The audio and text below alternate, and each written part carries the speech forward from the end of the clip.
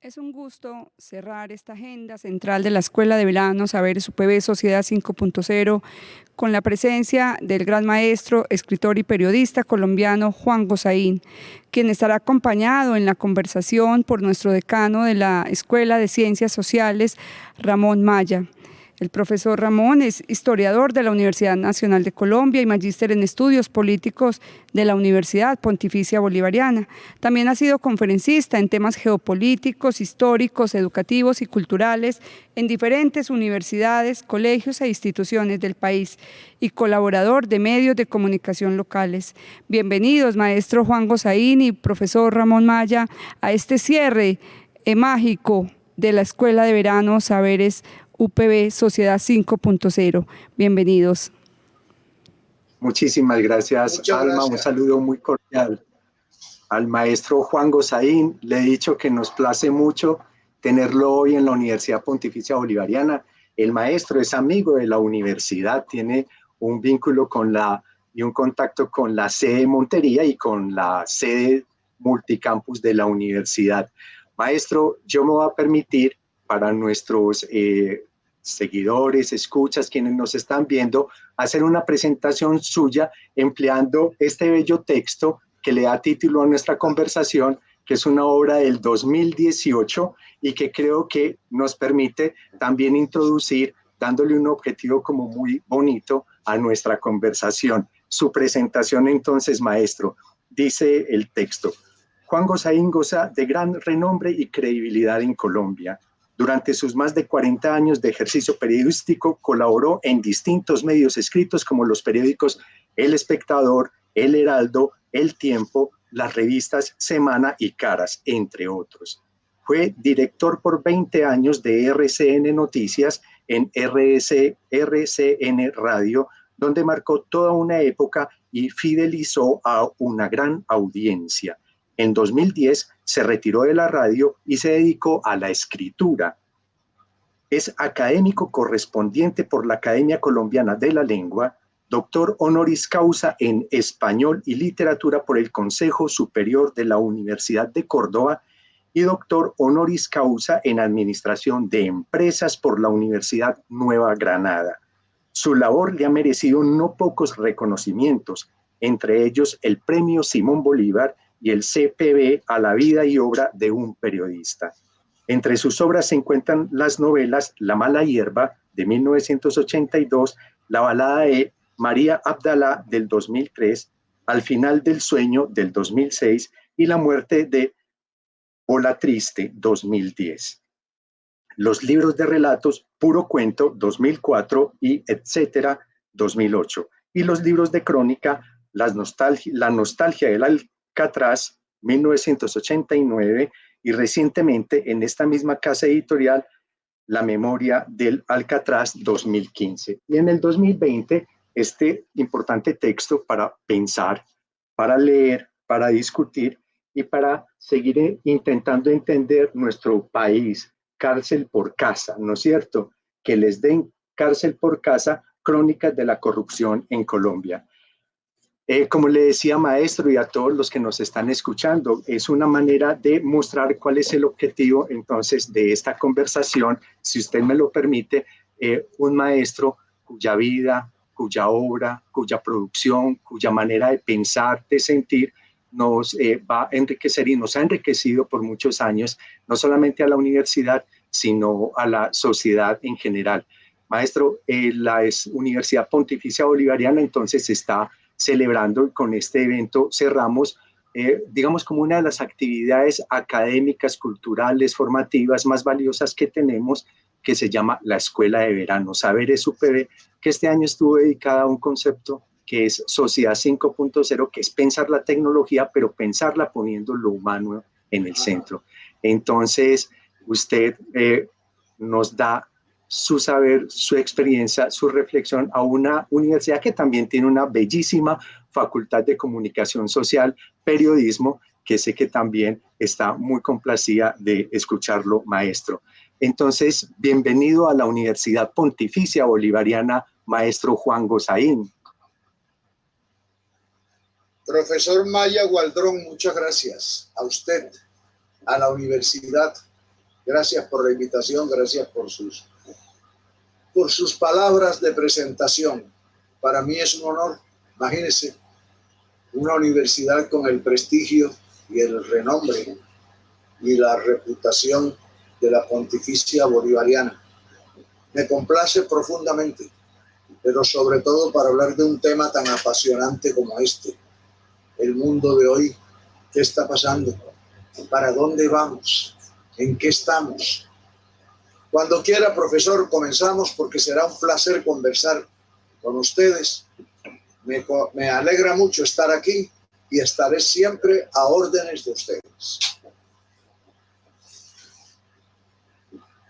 Las conversaciones tienen un valor infinito en el mundo académico y en el mundo social.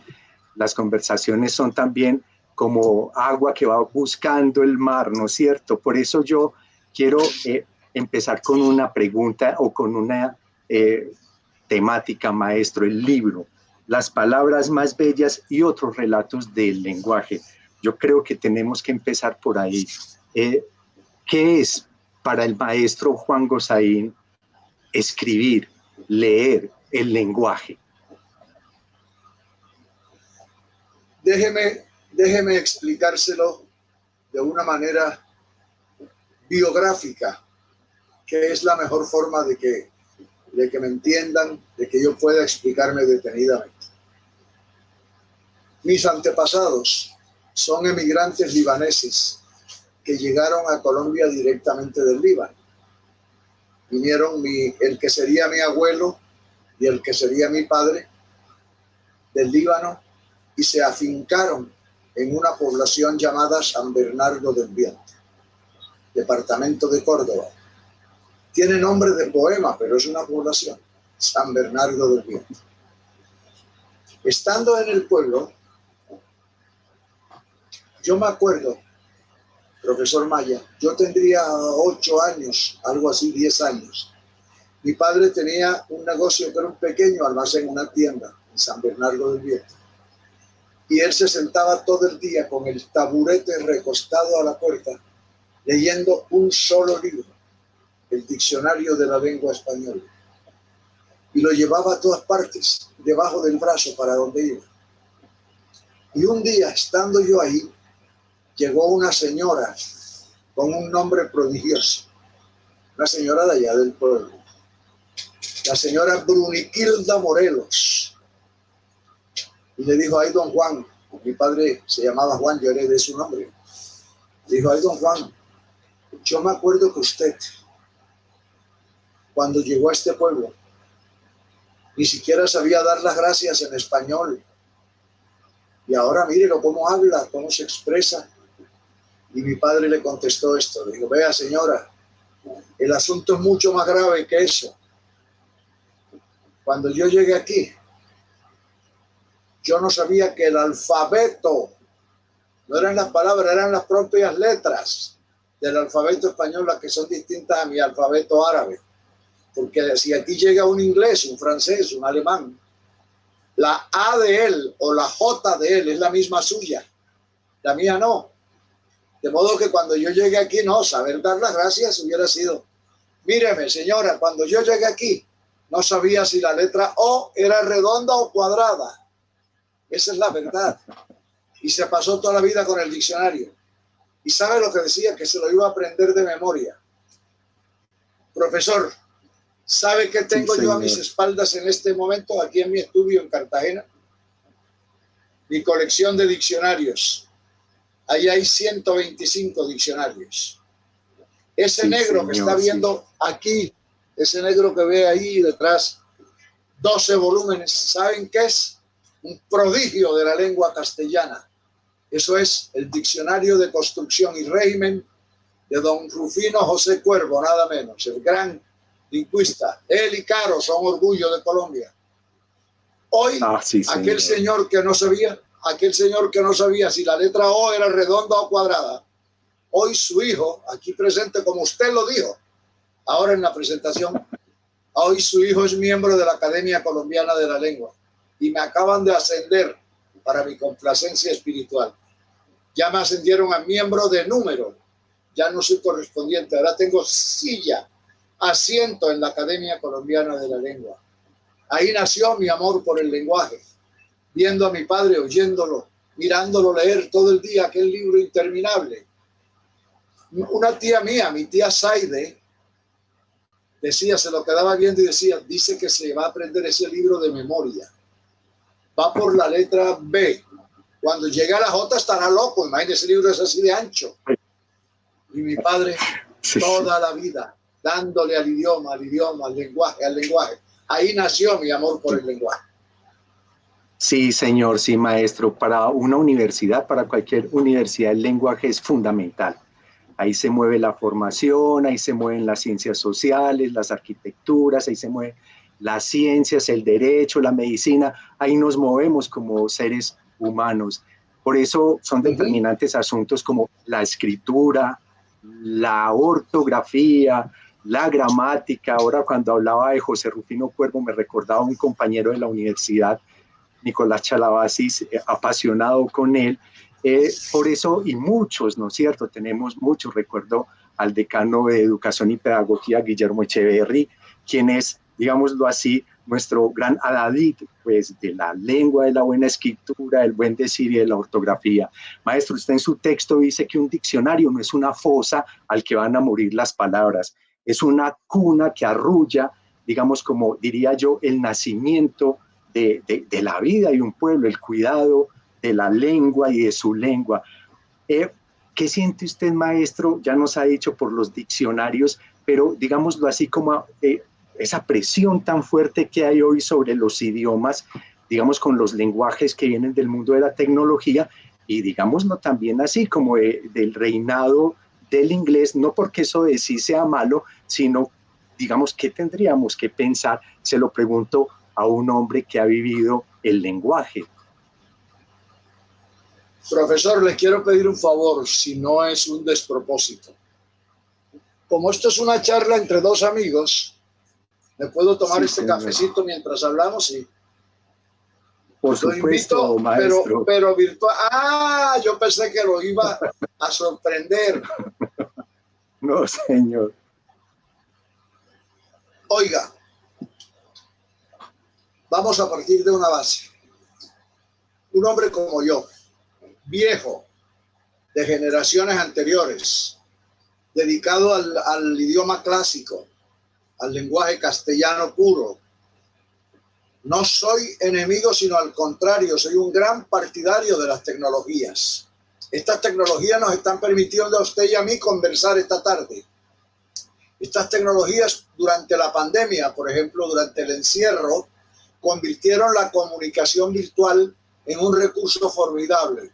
Y no nos equivoquemos, profesor Maya Gualdrón. Cuando pase el coronavirus, cuando pase la pandemia, esto va a seguir. Porque una de las revoluciones que van a salir de la pandemia es la revolución de la comunicación virtual. Eso es una maravilla para el lenguaje, pero para el lenguaje tecnológico, no para el lenguaje como elemento de expresión. Lo digo en un ejemplo elemental, me explico. Lo que estoy queriendo decir es que tener esta cámara, tener ese computador, tener ese canal virtual, no significa que uno sepa el lenguaje. Ahora necesitas saberte el lenguaje para poder hablar a través de ese canal. Esos son los recursos, pero no sustituyen el idioma, no lo reemplazan. Entonces lo que hay que hacer es un gran complemento.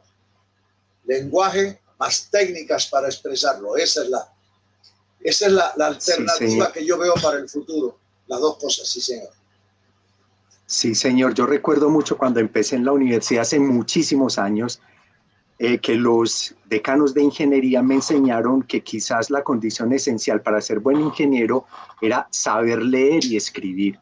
Por eso los talleres de composición y lengua y los talleres de desarrollo del pensamiento basados pues como en la escritura eran esenciales. Entonces por eso creo que estamos hablando de algo fundamental para la sociedad, por supuesto, y para cualquier buena universidad, y nosotros nos sentimos orgullosos de esta universidad que tiene también un sello humanista muy fuerte, maestro. Tenemos 84 años, pronto estaremos celebrando los 85.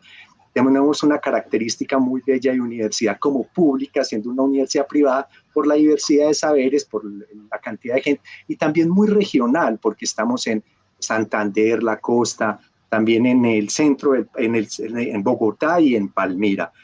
Maestro, entonces el lenguaje, los diccionarios, la escritura, los libros, su papá que no sabía si la O era redonda o era cuadrada, y hoy usted es académico. Maestro, es la vida, ¿no es cierto? Es su vida. Hoy el maestro vive en Cartagena, si mal no estoy. ¿Cómo es un día de su vida, maestro Juan Gosaín? Sí, señor, yo vivo en Cartagena porque yo estudié aquí. Yo llegué de San Bernardo del Viento a Cartagena cuando yo tenía 9 años y me matricularon interno en un colegio que fue legendario, histórico, el Colegio de la Esperanza en Cartagena. Y cuando yo estudiaba aquí, juré que viviría alguna vez a vivir en Cartagena. Duré 50 años de periodista en Barranquilla y en Bogotá y al final me vine a Cartagena. Ahora le voy a contar cómo es un día en la vida mía. Mire, a mí se me quedó pegada la sábana de la radio, es decir, el horario radial, el reloj radial se me quedó pegado. Yo tenía que levantarme en la radio los casi 30 años que fue director, que estuve director de noticias de RCN. Me levantaba a las 4 de la mañana para poder estar en el noticiero a tiempo, para preparar el noticiero que comenzaba a las 5. Claro. Hoy cogí la misma costumbre. Hoy me levanto entre 4:30 y 5 de la mañana y me vengo. Lo primero que hago, venirme a escribir. Me siento aquí a escribir. Yo no puedo vivir sin escribir. Profesor, yo no puedo vivir sin las palabras. Quiero hacerle la definición que un día hice de mi propio caso. Un día dije, en la naturaleza hay animales, por ejemplo, animales herbívoros, que son los que viven de comer hierba, como los caballos, como las vacas. Hay animales carnívoros que comen carne, como los seres humanos. Yo soy un animal verbívoro. Yo vivo del verbo, de la palabra. Esa es mi comida. Eso me alimenta el espíritu. Eso es lo que me mantiene vivo y me da vitaminas espirituales. Entonces, vengo y me siento y me pongo a escribir. Mis crónicas, cada 15 días publico una crónica del diario El Tiempo. O mis libros. Cuando no tengo nada que hacer, vengo igual, porque aprendí una lección. Si dejas de venir un día porque no tienes nada urgente, comienzas a perder el hábito hasta que no vuelves. Entonces vengo y me pongo a organizar mi poco de papeles, el desorden ese que tengo aquí, la montaña de apuntes, y los organizo, limpio mi escritorio, me pongo a hacer planes para el futuro, pero yo vengo todos los días a eso, hasta las 11 de la mañana aproximadamente. Luego almuerzo en mi casa y dedico la tarde a 2 cosas, profesor Ramón Arturo, 2. La afición más grande que tengo hoy en día, desde hace muchos años, resolver crucigramas. Usted no se imagina lo que yo tengo en mi casa. Tengo una colección de 2.500 revistas de crucigramas resueltas. Revistas que solo traen crucigramas, nada más. No es el crucigrama del periódico de hoy, no, es una revista.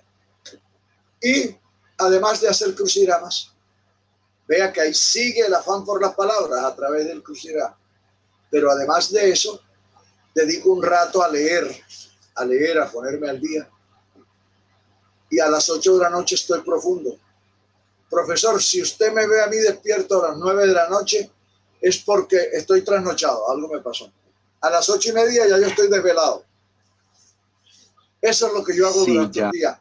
Ahora en la pandemia se me agregó un nuevo elemento, como le decía hace un rato. Tengo entre 400 millones y 600 millones de charlas virtuales todos los días.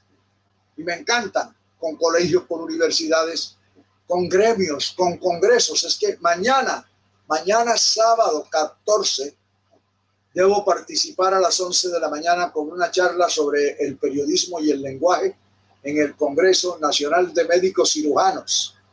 Entonces ahora tengo mucha actividad de charlas, de, ¿cómo lo dicen ahora? De las video, no, hay charlas, el webinar, Sí, sí. las videocharlas, el video, qué sé yo, tengo todos los días una gran cantidad y eso me ha dado un nuevo motivo para vivir, le confieso. Me alegra. Sí, señor. Maestro, qué bueno, maestro. Y una recomendación, a ver, yo pienso que escribir de pronto, pues permite muchas cosas. A uno como profesor le interesa mucho que los estudiantes escriban y escriban bien. Usted nos dice que escribe mucho. Díganos, ¿qué le regala la escritura a usted? Digámoslo como persona o intelectualmente o al pensamiento o a cómo ver la vida. ¿Qué le regala la escritura a usted diario que tiene esa relación tan fuerte con ella? Esa es la clave, eso que usted acaba de mencionar, porque no solo se trata de satisfacciones, como usted bien dijo, de pensamiento o intelectuales o del cerebro, sino también del espíritu, de grandes alegrías del corazón. Escribir tiene una combinación de placeres. Parece un ponqué hecho por la vida, unos sabores deliciosos. Cada día aprende uno más. Es decir, la gran lección de sabiduría que da la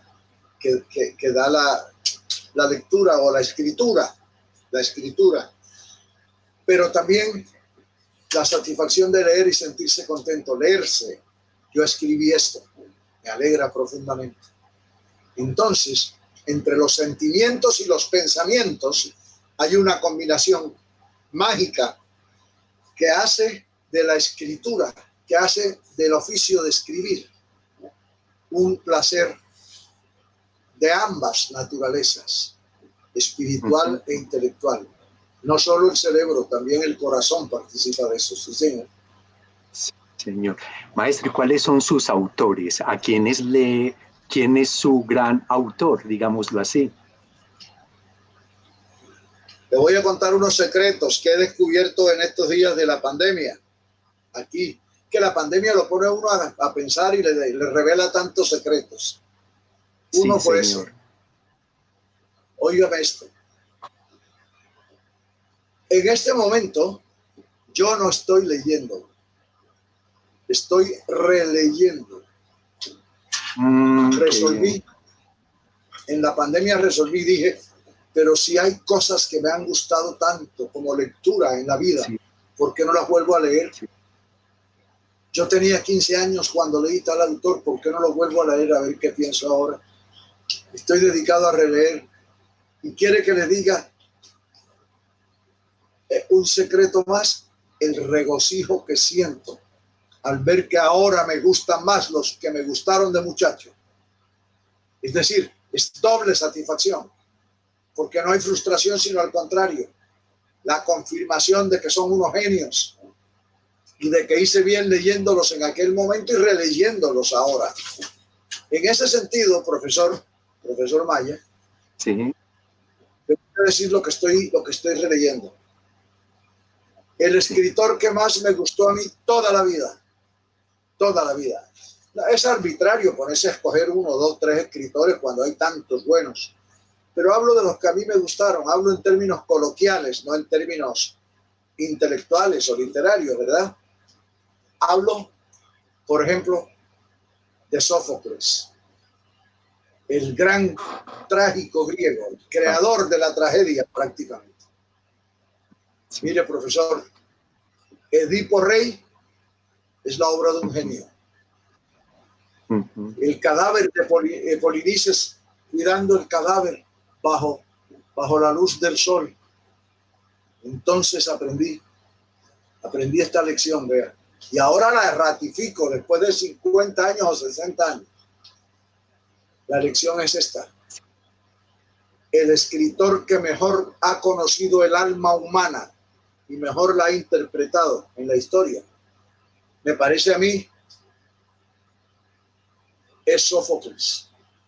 Pero hay otro que me encantó siempre. Y ahora que los he releído, descubrí por qué me había encantado desde joven. Porque es un Sófocles inglés, otro intérprete del alma humana, su amigo William Shakespeare. Shakespeare, sí, señor. El alma de los seres humanos, las tragedias. Sí. Mire, hay unos escritores, usted no se imagina lo que yo disfruto, por ejemplo, leyendo las novelas de John Dos Passos, el gran escritor de los Estados Unidos de la modernidad, para hablar ahora de unos más modernos. Usted no se imagina lo que yo disfruté de muchacho, leyendo novelas como las de García Márquez, por ejemplo, con quien luego la vida me deparó una amistad entrañable hasta el último día de su vida. Pero para mí, el coronel no tiene quien le escriba esperando la llegada de la bendita carta con la pensión que nunca llegó. Otra obra mágica del alma humana. De manera, profesor Maya, que lo que más me gusta no es lo que estoy leyendo, lo que más me gusta es lo que estoy releyendo y lo que estoy confirmando de lo que ya había leído antes. Sí, señor. Sí, señor, muchísimas gracias.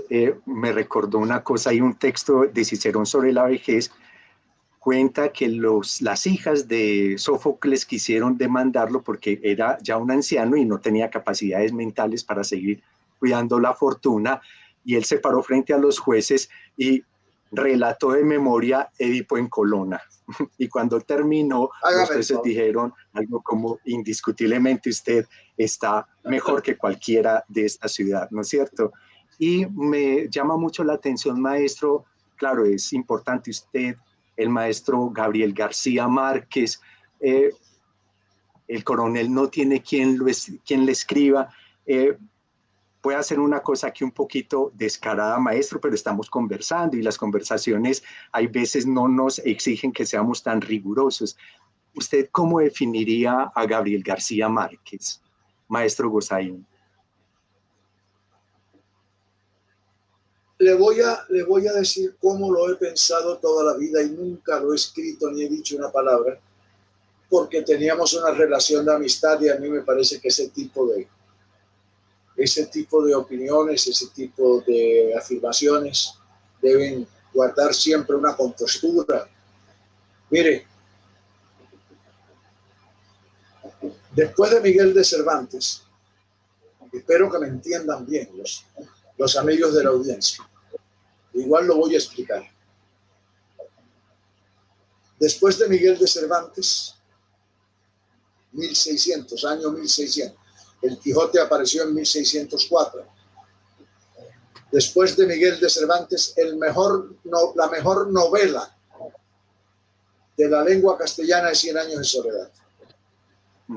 Sí. No digo que sea el mejor escritor, ¿no? Yo no soy tan tonto para hacer afirmaciones. Imagínense, si estuvo allí don Francisco de Quevedo, el otro grande del siglo de oro español. Pero como novela, después del Quijote, en nuestro idioma, la mejor en la lengua es 100 años de soledad. Esa es mi opinión categórica sobre ese tema de García Márquez. Además, con unas virtudes personales, usted no se imagina, ¿no? Unas virtudes personales, además del gran literato que era, del incomparable escritor que era, un amigo formidable, un amigo leal, un amigo entrañable e inolvidable, sin duda alguna. Sí, maestro. A mí siempre me ha impactado mucho que alguna vez leí que por allá en Praga, en los 50, con la primavera, una vez pudieron abrir las fronteras, invitaron a Gabriel García Márquez, lo cuenta Milán Kundera, porque ellos sentían que la poesía era como el único camino, porque la prosa, la literatura, pues había llegado como un límite, pero con 100 años de soledad se dieron cuenta que no había límite, que era infinito, ¿no es cierto? Y allá estuvo conversando con él, con Kundera y con todos en Praga. Bueno, entonces, maestro, yo creo que nosotros sentimos por los libros y por la escritura la gran posibilidad de relación con los otros, con el mundo y con el universo. Y estamos en este momento como en un universo un tanto complejo, ¿no es cierto? Estamos atravesando como un océano complejo, el de la pandemia, el de ese coronavirus que copa el mundo a una velocidad impresionante y nos tiene como muy cuidadosos y guardados. En sus reflexiones, maestro Gosaín, ¿qué piensa usted de esta época? Déjeme decirle lo siguiente. No cabe la menor duda de que la pandemia, el virus, la cuarentena, el encierro, ha cambiado nuestra manera de pensar. La de los seres humanos, estoy diciendo, todos, colombianos o de otros países. Nos estamos haciendo unas preguntas tan interesantes como estas. A ver cuál les puedo mencionar de ejemplo. La gente se está preguntando en la soledad de su cuarto. ¿Será que antes de la pandemia lo que a mí me preocupaba es lo importante de la vida? El dinero, el carro nuevo. ¿Será que eso es lo más importante? ¿No será que hay valores espirituales más valiosos? La gente se está preguntando, ¿yo por qué no había tenido antes este mismo trato permanente y cariñoso con mi familia ahora que estamos aquí encerrados? Mi mujer, los muchachos y yo. Caramba, qué bellos son, cómo los estoy aprendiendo a conocer ahora y a querer ahora. Ahora cuando asomamos la cabeza, por ejemplo, yo vivo frente al mar en Cartagena. Yo tengo aquí a mi lado está la bahía de Cartagena. Y entonces cuando la gente asoma la cabeza por la ventana, en cualquier parte, cualquier casa, y ve que por fin volvieron a crecer los árboles de la acera de enfrente, porque no hay seres humanos. Y ve que volvieron los pájaros, están regresando. Está uno oyendo cantar pájaros otra vez entre los árboles o en los balcones o en el aire volando. Y entonces uno está diciendo, ¿yo por qué no me había dado cuenta de que aquí había pájaros? Porque estabas pendiente del dinero, del carro nuevo, de la camisa nueva que voy a comprar. Ha cambiado nuestros valores. Sin duda la pandemia cambió nuestros valores. Eso no significa de ninguna manera que sea apetecible y que haya que agradecerle a la pandemia, no. Pero sí ha tenido, además de la tragedia de los muertos y los enfermos, sí ha tenido esas maravillas. Lo que yo digo, profesor, en relación con las malas consecuencias que nos deja la pandemia, la otra parte, es lo siguiente. ¿No será que nos estamos dedicando mucho ahora a nuestras vidas y no estamos pensando en el futuro? ¿Qué hacer después de la pandemia? Cuando se nos vengan encima los problemas sociales y económicos que va a generar, que ya está generando la pandemia. ¿Usted sabe cuál es el principal problema de carácter socioeconómico que va a producir? El desempleo. Sí. Y la peor consecuencia del desempleo es el hambre. ¿Cómo vamos a enfrentar eso? ¿Cómo vamos a unir la sociedad solidariamente, humanamente, fraternalmente? ¿Cómo? A eso hay que empezar a trabajarle, sí, señor. Sí, señor, sí, señor. Sí, maestro. Maestro, ¿qué es vivir en Cartagena? ¿Qué es Cartagena? Para mí. Sí. Es el lugar, mire, es el lugar más curioso, en el buen sentido de la palabra. Es un lugar insólito. La gente no me cree. Como la gente se acostumbra al milagro y lo ven todos los días, ya no lo detallan, no lo precisan, porque Mire, Cartagena, por ejemplo, hasta geográficamente, Cartagena es una península, es una punta que entra en el mar. Pero esa península tiene 3 o 4 peninsulitas más que le salen de los costados. Y tiene una isla detrás y una isla al frente. Profesor, aquí donde estoy yo, a 200 metros, hay una punta que entra en el mar, otra peninsulita que se llama Castillo Grande. Profesor, Castillo Grande es de este ancho, así. Tiene 4 calles, la península, llenas de apartamentos. De un lado está la bahía de Cartagena y del otro está la playa. ¿Dónde hay en el mundo una punta de tierra que en solo 4 calles tenga de un lado una bahía con aguas quietas, un puerto marítimo, y del otro la playa para los turistas? ¿Dónde están estas construcciones que hizo España? Estas maravillas de arquitectura civil, militar, las murallas, los castillos, las fortalezas. Caramba, Cartagena es un prodigio, pero además, ¿qué tal la naturaleza? La naturaleza, un día de sol en Cartagena, un día de viento como esta mañana. Aquí estamos ahora en la época de lluvias, que los caribes llamamos invierno, y no es realmente un invierno porque no hace frío ni nada de eso, sino época de lluvias. Y el viento de esta mañana, el viento que venía del mar y de la calle, la brisa de los árboles de esta mañana, me hacían pensar, diciendo, bueno, Cartagena no tiene límites, las bellezas de Cartagena son incomparables. Y a mí eso me refresca mucho el alma. Pero además, como le digo, yo me crié aquí.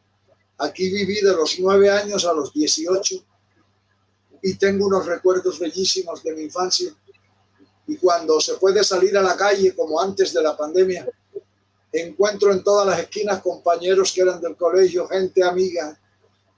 Es un placer para mí, se lo contesto así.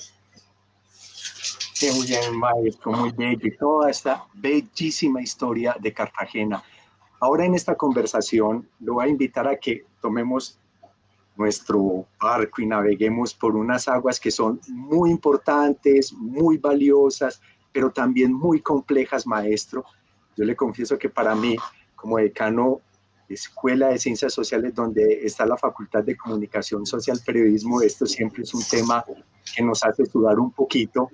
Ahí tenemos a una directora muy buena que se llama María Victoria Pavón, que acaba de terminar un evento, un congreso de la Asociación Latinoamericana de Investigadores en Comunicación Social, 5 días que han dejado a la universidad en una relación muy bella con toda Latinoamérica. Tuvimos investigadores de todo el continente y más de 2 meses toda la facultad vertida a ese evento, investigadores en comunicación social, pero también sentimos que hay presión, ¿no es cierto? Entonces yo le voy a preguntar por ese tema que es supremamente clave para la democracia, para el desarrollo social, para la vida.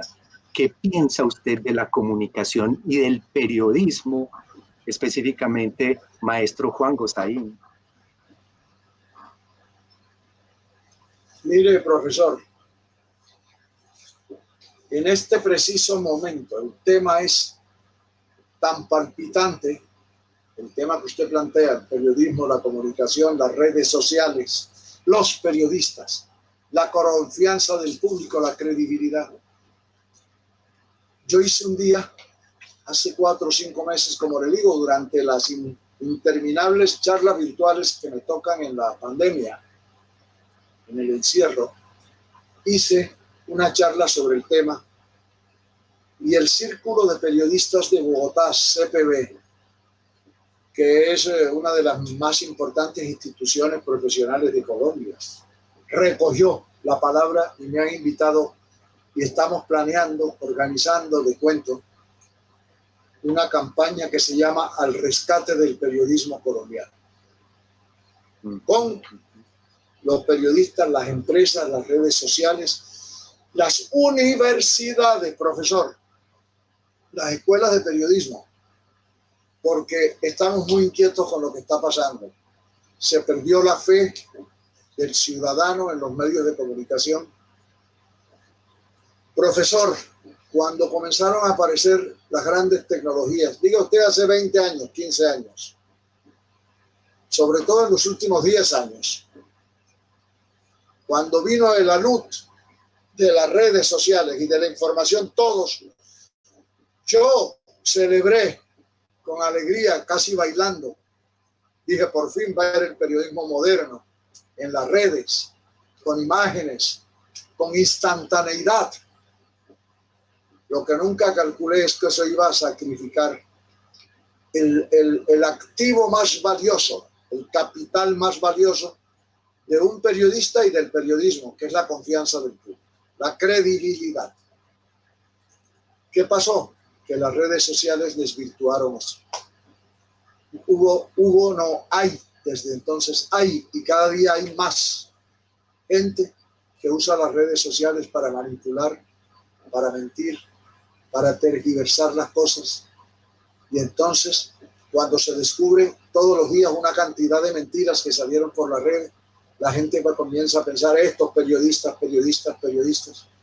¿Y sabe lo que pasó? Que los medios tradicionales, la radio, los periódicos, la televisión, las revistas, se pusieron a copiar de las redes las noticias porque les quedaba más fácil que contratar periodistas costosos. Las copiaban y entonces se multiplicaba por 2 la mentira, la manipulación, y entonces fue el caos total. Estamos viviendo en un desastre que hay que recuperarlo lo más pronto posible. En eso estamos trabajando, sí, señor. Sí, maestro, porque por supuesto la opinión pública moldea mucho la democracia, digámoslo así, talla la corrupción. Yo no creo que la corrupción sea un asunto que se controle con leyes, se controla con opinión pública, pero entendiendo la opinión pública como el pensamiento de ciudadanos bien informados, ¿no es cierto? Entonces, por eso, claro, universidades como la nuestra están haciendo esa labor fuerte por formar periodistas éticos, reflexivos, con pensamiento crítico, que contribuyan con información veraz a la formación de opinión pública. Y esa conversación sobre el periodismo, maestro Juan Gosaín, pues nos lleva a Colombia, a este bello país que tiene espacios tan bellos, lugares tan hermosos como Cartagena, como Medellín, Bogotá. Usted es colombiano, ¿usted qué siente por Colombia? ¿Cómo piensa hoy, maestro, a Colombia? Le voy a hablar, no le voy a hablar con la boca. Le voy a hablar con el corazón. Me duele profundamente Colombia. Cada día quiero más a mi tierra.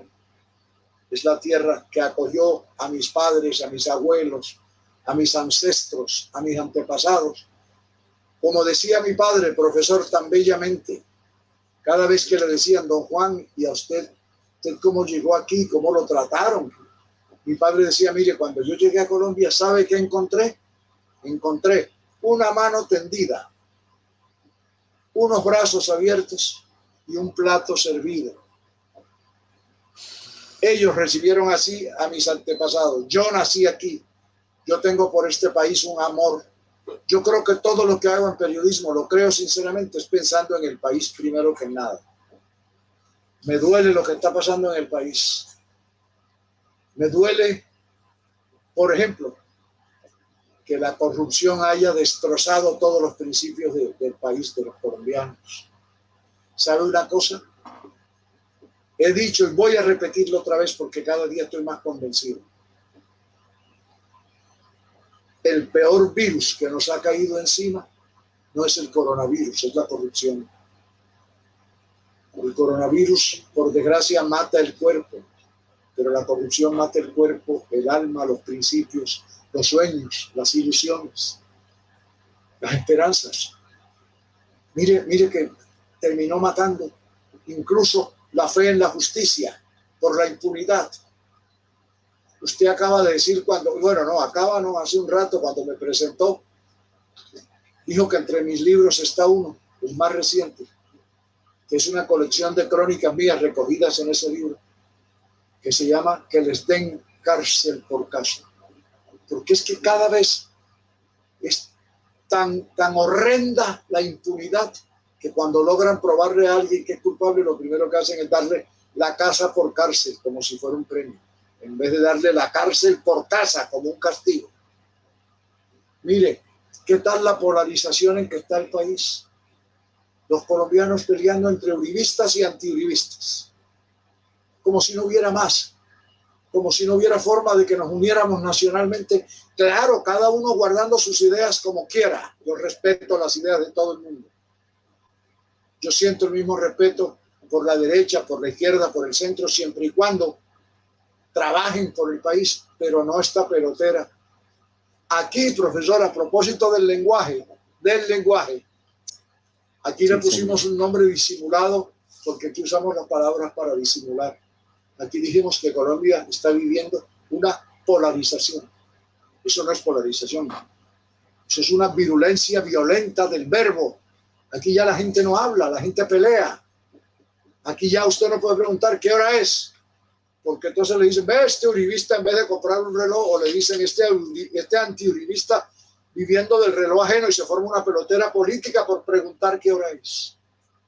¿Y dónde está el pueblo colombiano participando de esa pelea en lugar de cambiar esas orientaciones, en lugar de buscar otros caminos?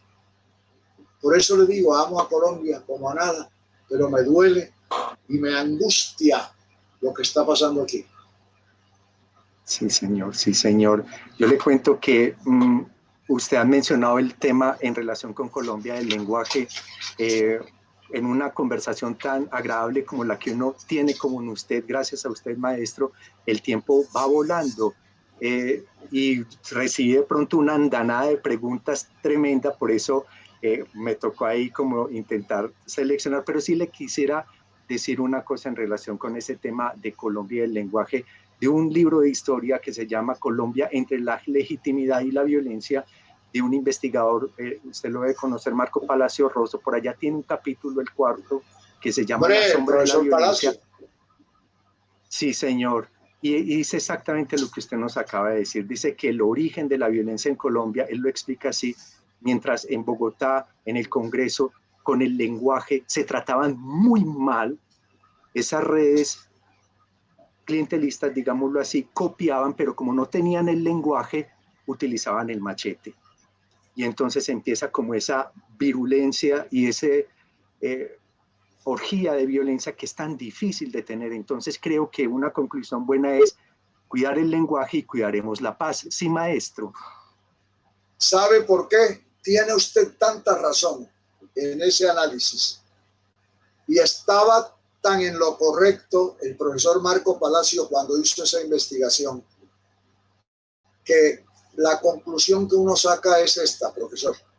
En Colombia, donde ha habido tantas violencias a lo largo de la historia, violencias de distintos orígenes, casi siempre políticas, casi todas. En Colombia, donde la vida se nos ha ido haciendo violencia, todos los problemas que terminaron en violencia empezaron con agravios, es decir, con violencia verbal. Toda violencia comienza con violencia verbal, por lo menos en el caso de Colombia. Sí. El lenguaje acaricia o el lenguaje destruye, por eso hay que cuidarlo mucho. Maestro, yo voy a regalarle este espacio entonces a nuestros escuchas, a la gente que nos está viendo, y voy a ir tomando unas preguntas que nos están haciendo. Por aquí entonces hay una que dice así: ahora que volvimos a navegar las aguas bellas del lenguaje. Horacio Aguilar, docente del colegio. Don Juan, para usted, ¿cuál es la palabra más bella de la lengua castellana? Gracias. Le voy a contar una historia, profesor Castelar, ¿se llama él? Él se llama Horacio Aguilar, docente de nuestro colegio. Sí. Oiga, profesor Aguilar, óigame una cosa. A mí las palabras que más me gustan en la lengua castellana son agua y árbol. Le voy a decir por qué. Oiga mis razones, mis motivaciones. Espero que esté de acuerdo conmigo, si no me interesaría muchísimo poder conversarlo con usted. Profesor, son palabras que llevan a emociones del cuerpo y del alma. Cuando alguien dice agua, yo lo oigo, me suena tan bella la palabra que me da sed. Yo siento sed cuando oigo decir agua. ¿Y quiere que le diga una cosa? ¿Por qué es tan bella la palabra árbol? No solo porque en su composición de las 5 letras es muy linda, no, sino por el sentido. Profesor Aguilar, yo me inventé un proverbio mío. Me lo inventé cuando estaba en 4º de bachillerato. Bueno, como se imaginarán ustedes, eso fue en el siglo XIV, por allá. Me inventé este proverbio. Hablando de los ejemplos de la generosidad, del que responde a agravios con palabras amables, del que responde a ataques con cariño, ¿verdad, profesor Maya? Entonces, yo dije esto, síganse por el ejemplo del árbol. El árbol es el único que le da sombra a todos, incluso al leñador. Tremendo maestro. ¿Sí o no? Sí, señor, sí, señor. Por aquí tengo otra pregunta, antes de sacar... siga. No, pero bien pueda, adelante, Siga. Cuéntenos. Le iba a decir, mire, antes de sacar el hacha para tumbar el árbol, para talarlo, el leñador se recuesta y dice, qué calor hace, recostado al árbol que le da sombra y al que él piensa, el árbol es tan generoso que le da sombra a todos, incluso al que ha de tumbarlo, al leñador. Adelante. Sí, maestro. Muchas civilizaciones y muy antiguas los consideran sagrados, conectan la tierra al cielo y de alguna manera el cristianismo también, que ve en la cruz un árbol. Por aquí tengo, maestro, ¿Vio lo que pasó de semana pasada? ¿Vio lo que pasó en Estados Unidos la semana pasada?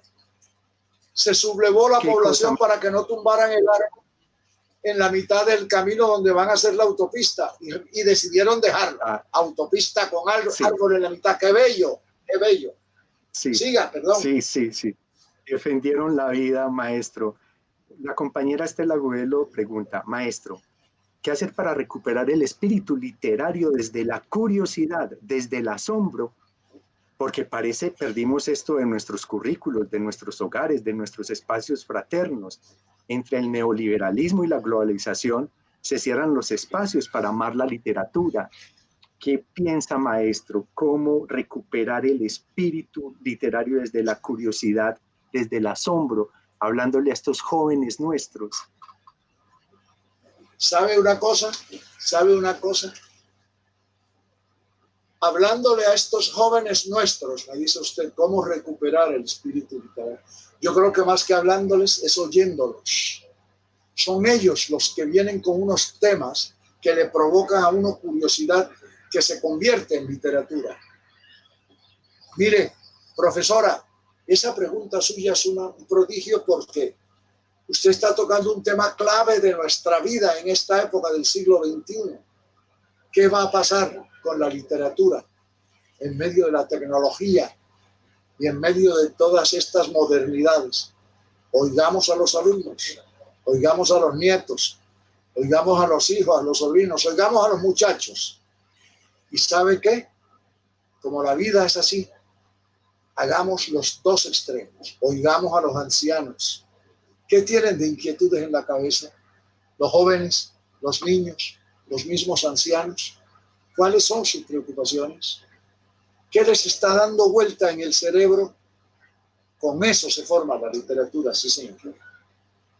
Sí, maestro, me recordó usted que por allá en la época de una matanza en los Estados Unidos, en el 97, en Columbine, un colegio culparon a un rockero llamado Marilyn Manson de haber sido el responsable por sus conciertos. Sí. Y le pregunta a un cineasta, Michael Moore, bueno, y si usted puede ir al colegio y hablar con los estudiantes, ¿qué les diría? Y me sorprendió esa respuesta del rockero. Digo, yo no les diría nada, yo los escucharía. Creo que usted ha tocado una clave muy valiosa de la educación, maestro. Por aquí tengo también una pregunta del maestro Gustavo Jaramillo Cardona, profe de la universidad, que le dice, maestro Juan Gosaín, mis respetos, Un gusto enorme saludarlo. ¿Qué le hace falta al español de Colombia para ser aún más atractivo de lo que ahora es? En la UPB trabajamos fuertemente por la difusión y la preservación de nuestra lengua y nuestra cultura que tanto atrae a los foráneos. Así es, así es. Colombia tiene fama en el mundo entero, merecida por lo demás, de ser uno de los países que mejor habla la lengua española. ¿Sabe qué nos está fallando, profesor, ahora? Usted tiene razón. ¿Qué debemos hacer? Debemos volver a los orígenes. Debemos ir a los pueblos, rescatar nuestro idioma, rescatar lo que vale la pena rescatar. Hay unas palabras, hay unos dichos, unos proverbios, unas frases, refranes que deberíamos rescatarlos para enriquecer aún más nuestro propio modo de hablar, nuestro idioma colombiano, por llamarlo de alguna manera. Hay que volver a salir. No solo las redes sociales transmiten información, las aldeas, las comunidades, los campos, los barrios transmiten sabiduría. Yo creo que hay que volver a salir. Hay alguien que lo está haciendo, ¿sabe?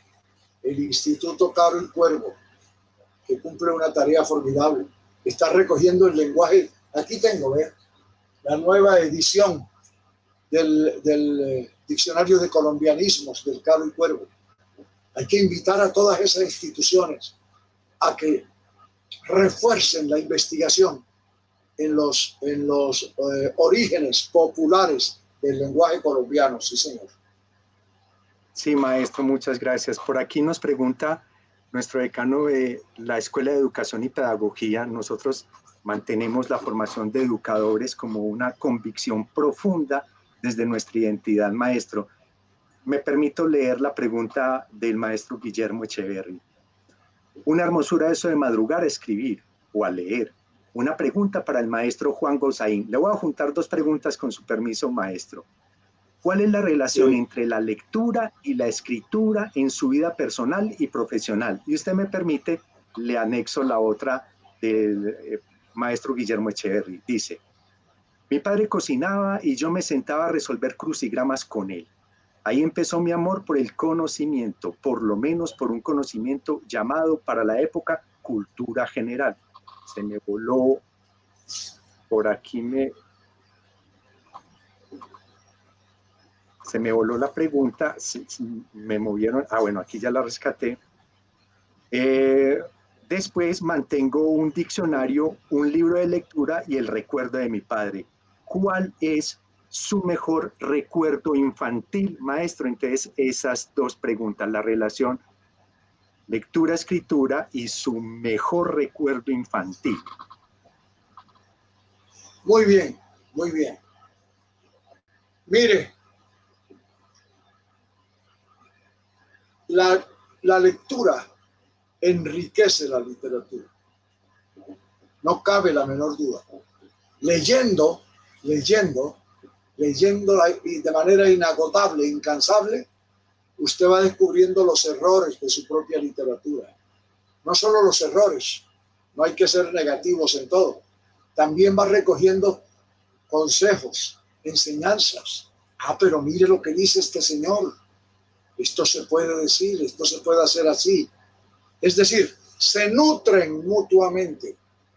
En literatura, se nutren mutuamente los actos de escribir y de leer. Enriquecen el uno al otro. Además, se vuelven necesarios. ¿Sabe por qué? Porque quien no lee no escribe. Y si no lees, si vas a leer cada vez menos, entonces vas a terminar escribiendo cada vez menos. Es una manera de enriquecer mutuamente el conocimiento. Segundo, la segunda pregunta, mis recuerdos de infancia, son muchos. El recuerdo de infancia más bello que yo tengo es el patio de mi casa en San Bernardo del Viento. Ver a mi padre nunca salió de su casa, ni a la puerta. Ahí estaba su universo, ese era su mundo. Entonces, verlo en el patio de la casa, sembrando matas, podando matas. Tenía una parra, una mata de uva que él sembró grandísima, del tamaño del patio, y pasaba todo el año cuidando, arrancando las uvas podridas para que no dañaran a las otras, o el palo de granadilla, granada árabe que él sembró ahí en el patio. Mi padre pasaba todo el día en eso y yo viéndolo, amándolo.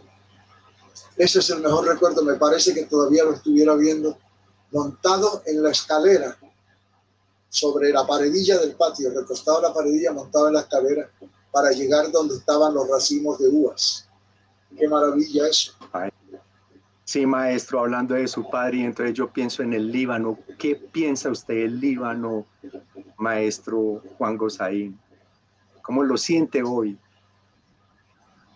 Bueno, mire, no hay que olvidar una cosa fundamental que la gente no conoce mucho, que es una parte decisiva de la historia humana. Los libaneses son los descendientes que les quedan a los antiguos fenicios. Los fenicios que estaban en el norte de África se fueron por el mundo dando vueltas, inventaron la navegación, inventaron los números para hacer negocios, vender y comprar, y además inventaron el alfabeto, las letras. De manera que cuando los fenicios salieron del norte de África se fueron buscando un lugar donde instalarse y encontraron en Asia unas montañas que se llaman Líbano y Antilíbano, que no son muy grandes, pero son muy acogedoras, y ahí se instalaron y así nació el Líbano. Hoy el Líbano tiene muchos problemas políticos. Es que, profesor, el mundo entero se está dejando agobiar y se está dejando, ¿cómo se llama esto? Se está dejando dominar, sojuzgar por los intereses políticos. Dominar por los intereses políticos. El Líbano está en eso en este momento. Un país tan bello como ese. Mire, un país donde cuántas veces la Biblia habla bellezas de los paisajes del Líbano, Líbano y Antilíbano. Ahora es un país muy moderno, sí señor, se ha desarrollado mucho, pero con unas grandes preocupaciones de carácter político. Sí, señor, tanto que llegó un momento en que pareció que iba a rebasar en turismo y en el mundo financiero a países como Francia, y desde el 82 pues los problemas que ha venido a tener. Un bello mundo, además veo las raíces todas con el lenguaje, el alfabeto, maestro. Son muchas preguntas, también nos pregunta el decano de Teología, Filosofía y Humanidades, si usted fuera a resaltar cuál es el autor que lo ha tocado más fuertemente y que más lo ha movido, y también el decano Guillermo nos dice, ¿y qué nos dice de su lectura de Juan Rulfo y de Pedro Páramo? Ahí me perdona, maestro, le junto esas dos preguntas. Sí, señor, me hace bien en juntarlas porque se nos está acabando el tiempo y yo tengo otro compromiso también. Tengo que atender otra de las múltiples compromisos diarios virtuales. Mire, le contesto al profesor. La primera parte fue sobre la primera pregunta. El autor que lo ha marcado fuertemente a usted. Depende. ¿Sabe una cosa que me ha enseñado la vida? Y en la cual me encanta pensar porque me parece curiosa. Hay autores que me han marcado como lenguaje. Uno, García Márquez, con ese lenguaje prodigioso. Otros me han marcado, como le digo, como ya le dije hace un rato, como conocimiento del alma y de los sentimientos humanos. Sófocles, Shakespeare, etc. Pero hay otros que me han conmovido, que me han llegado a lo profundo del corazón y de los sentimientos por razones espirituales. Santo Tomás de Aquino, por ejemplo, la sabiduría de Santo Tomás es impresionante. Bueno, Juan Rulfo, imagínese, usted sabe Le voy a contar una anécdota para que vea cómo era Juan Rulfo. Un tiempo antes, poquito tiempo antes de García Márquez ganar el Premio Nobel de Literatura en el 82, trabajaba yo en Caracol Radio y en México le concedieron el Premio Nacional de Literatura al gobierno mexicano. Y yo fui enviado de Caracol a cubrir el evento, a hacer la información del evento. Cuando llegué a la presidencia de México, al acto especial, hay un señor en un rincón, solito allá con una cara de modestia y de tímido, y alguien me dijo, ese es Juan Rulfo, que vino a ver a su colega García Márquez. Dije, lo quiero entrevistar, saqué mi grabadora y fui y le dije, maestro, yo soy su admirador, soy también periodista y quiero hacerle una pregunta, maestro. Nos quedamos en El Llano en Llamas y en Pedro Páramo. Maestro, ¿cuándo va a volver a escribir maravillas si no escribió más? ¿Y sabe lo que hice? Lo que me dijo. Oiga esta respuesta. Medio abrió la boca porque era timidísimo. Me dijo, no he vuelto a escribir porque ya no tengo nada más que decir, señor. Si eso no es un genio, ¿qué es entonces? Sí, señor. ¿Sabe sí, cuál fue señor, mi mala? sí. ¿Sabe cuál fue mi desgracia en esa ocasión? ¿Cuál fue mi desgracia? Que habló tan bajito que no quedó en la grabadora. No quedó grabado, no quedó nada. Pero me quedó algo más valioso. Me quedó algo más valioso, el recuerdo imborrable de esa escena. Porque no tengo nada más que decir, señor. Ya, maestro. Le voy a hacer la última pregunta, maestro. La última, Joana Martínez. Ella dice, ¿qué 3 palabras que usted borraría de nuestro idioma, maestro? No sé si ha pensado eso o lo piensa ahora sobre la marcha. No, no lo he pensado, pero cuando usted me lo dijo, me transmitió la pregunta de la profesora. Es una profesora Joana, ¿verdad? Joana Martínez. Cuando me transmitió la pregunta. Sí, cuando me transmitió la pregunta, hubo palabras que me saltaron como si me fueran a agredir. Palabras horrendas, horrendas. Lo importante, ¿sabe qué es lo que pasa? Bueno, primero le digo cuáles son algunas de esas palabras que se me vienen a la cabeza. Asesinato. Una es asesinato, otra es corrupción, otra es maldad. El problema no son las palabras, ni siquiera esas. El problema es lo que inspira. Lo que habría que lograr acabar alguna vez. Yo soy un soñador, yo soy un idealista. Lo que habría que acabar es el deseo de matar a alguien, que no haya nadie más matando gente. Y se acaba la palabra asesinato. Que la palabra se acabe por sustracción de materia. Que no haya nadie más haciendo maldades ni corrupción. Pero acabar las palabras, y entonces ¿con qué se describe la corrupción si no es con eso? Moraleja, conclusión. Señor. No se trata de que eliminar las palabras, se trata de eliminar los males que las originan.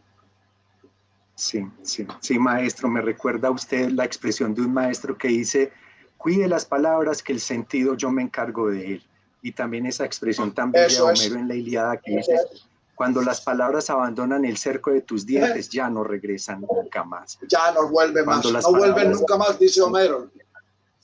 Exacto, maestro Juan Gosaín, para mí ha sido un regalo que me ha dado la universidad poder conversar con usted, y también es un regalo muy bello que usted le ha dado a la universidad, permitiéndonos esta bella conversación, porque siempre será muy bello. En la universidad pensamos que las universidades de talla mundial tienen espacios de conversación, maestro.